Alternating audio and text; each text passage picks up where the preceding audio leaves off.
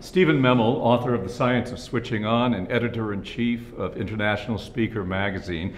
I'm here today with Pam Ragland. And Pam, I understand that you have developed an alternative method for working with people who have autism, children who have autism specifically. That's right. That's right, Stephen. Can you tell me a little bit about that? Yes. What happened was, and it was an interesting story, I developed this process called thought shifting that removes fears, trauma, addictions, and things like that.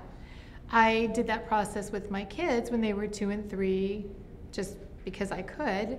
And throughout my son's entire life, he was really normal, except for he had a bit of a speech delay.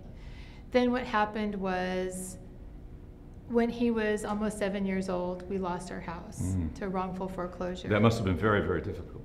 It really was, because I thought I was protected legally, and we had a restraining order. So I didn't prepare my children, and so they really had no idea. We got forcibly evicted from our home.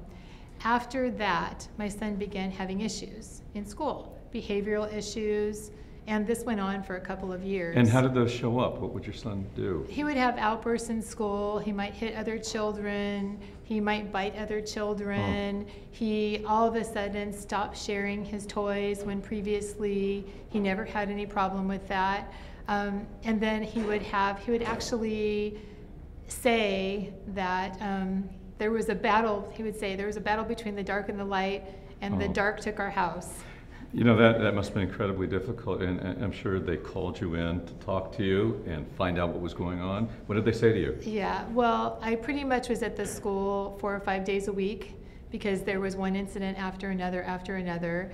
And then finally, after a couple of years of this, he wasn't learning. And so somebody finally said, okay, we need to figure out why he's not learning. So they evaluated him? Yeah, they evaluated him at school, right. And there's a formal process you go through. What did they find? They sat me aside and they said, you know what, we think he's autistic, but he's so normal. And we happened to get lucky and have the head of the district come out and evaluate him.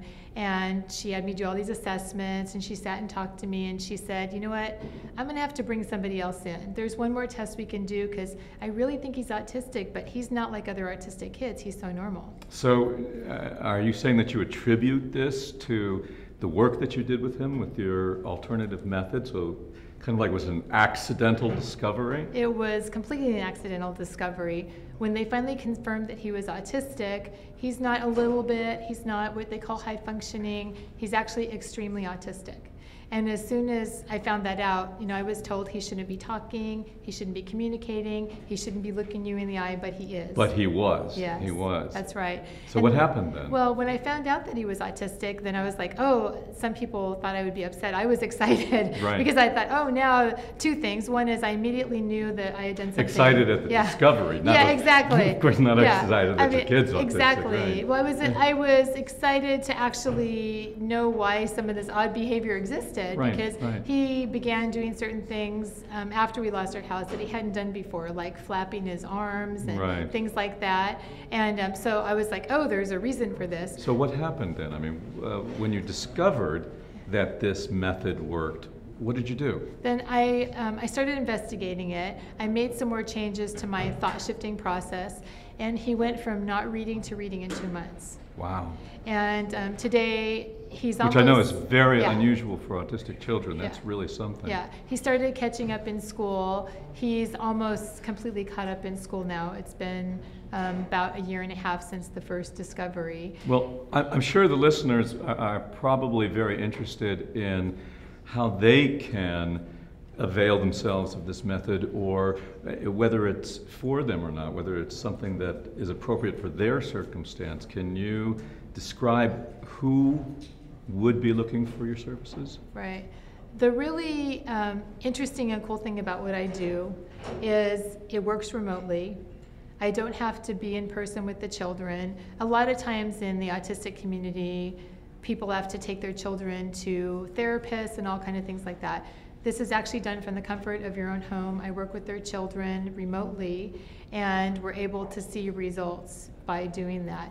So and it works with all different levels of children.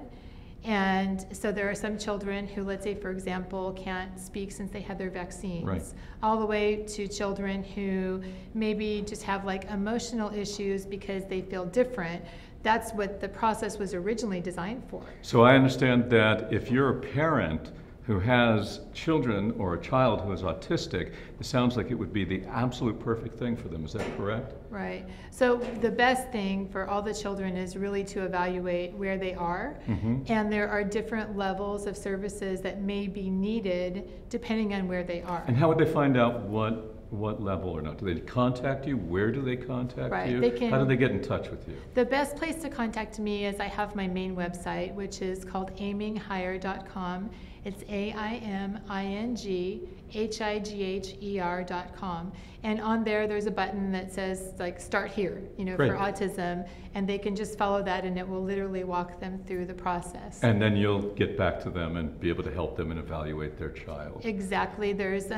I can not only evaluate their child, but I've also learned I have the ability to find out if children are autistic much earlier than what the medical community is able to find out. That's valuable. That's valuable. Well, I want to thank you for listening. And this is, again, Pam Ragland with a very revolutionary new approach to treating children with autism.